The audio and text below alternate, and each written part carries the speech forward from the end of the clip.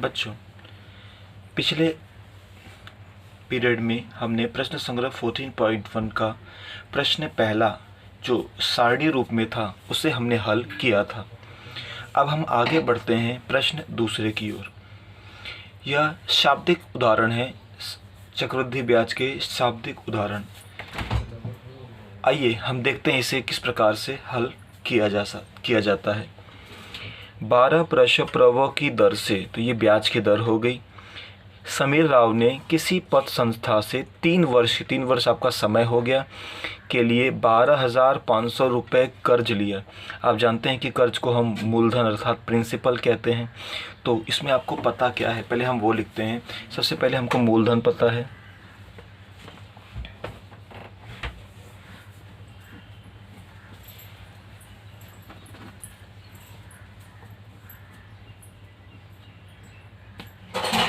मूलधन जिसको हम P से लिखते हैं वो है 12,500 रुपये।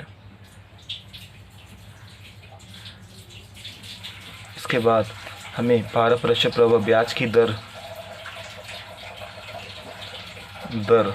R ये हमको पता है 12% प्रभाव। साथ ही साथ हमें 3 वर्ष तो समय भी पता है।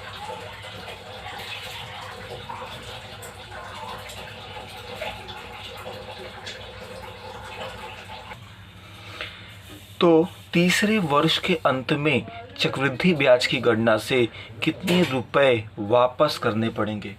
बच्चों, यहाँ पे आपको थोड़ा सा ध्यान देना है कि तीसरे वर्ष के अंत में चक्रवृद्धि ब्याज की गणना से कितने रुपए वापस करने होंगे।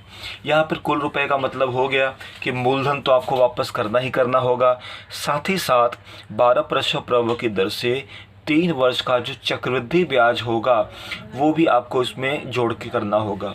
तो चक्रवृद्धि ब्याज और मूलधन को जोड़ के जो राशि बनती है वो होती है मिश्र धन। अतः हमें इस क्वेश्चन में क्या ज्ञात करना है, मिश्र धन ज्ञात करना है। इसमें आपको ब्याज अलग से ज्ञात करने की ज़रूरत नहीं है क्योंकि हमें 3 वर्ष के बाद की राशि ज्ञात करनी है। तो यहाँ पर आपको मिश्र धन ज्ञात करना है। तो बच्चों, सबसे पहले हम मिश्र धन का सूत्र लगाते हैं। A बराबर P क्वेश्चन में 1+R/100 घाते n। हमने सबसे पहले फॉर्मूला लगा दिया। अब इसमें मान डालते हैं। A हमको ज्ञात करना है इसलिए A वैसे का वैसे ही रहेगा। P मतलब मूलधन, ये है 12,500 ब्रैकेट में 1 प्लस R हमारा है 12/100 घाते n है हमारा 3।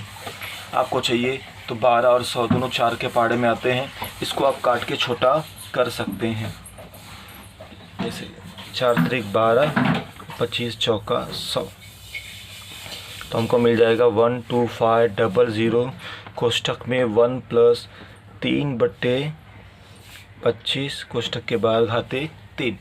अब यहाँ पे इसको हम तीसरे गुणा से जैसे करते हैं वैसे हल करेंगे। 12,500 वैसे का वैसे ही, 25 से कम 25, 25 और 3 28, तो ये जाएगा 28/25 घाते 3। आप जानते हैं कि घात में 3 है, इसका मतलब 28/25 को हम कितनी बार लिखेंगे, 3 बार। 28/25 गुणे 28/25 गुणे 28/25। अब इस 25 से हमें पहले इसे कैंसिल करना होगा। चलिए 25 के पहाड़ हम पढ़ते हैं। 25 का आप जानते हो 25 से कम 25, 25 पंजे 125।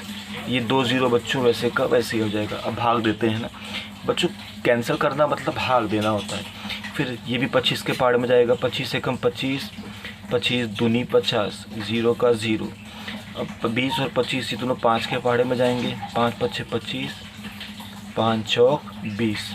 इसका मतलब 4 गुणे 28 गुणे 28 गुणे 28 हमें करना है।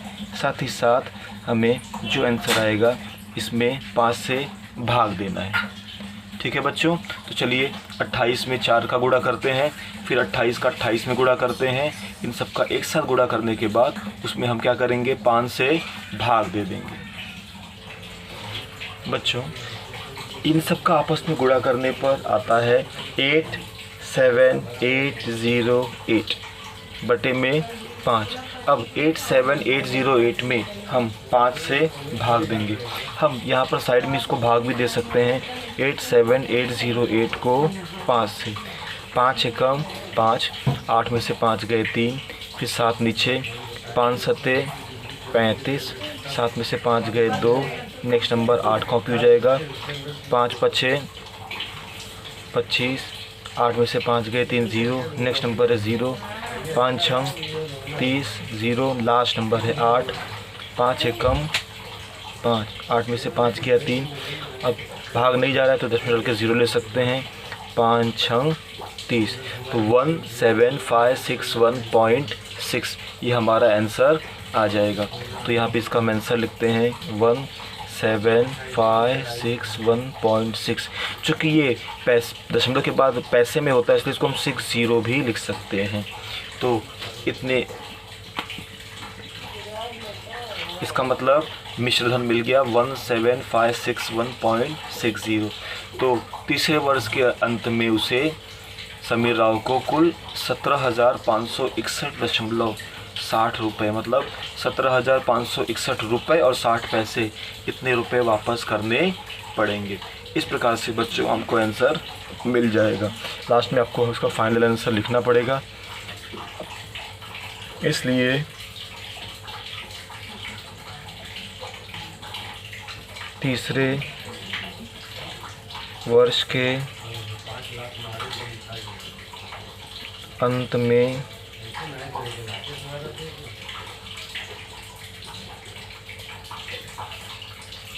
समीर राव को कुल 17561.60 रुपये वापस करने पड़ेंगे। तो इस प्रकार से बच्चों इस सवाल को हमने शाब्दिक प्रश्नों को सॉल्व किया। आइए अब बढ़ते हैं इसके अगले प्रश्न की ओर।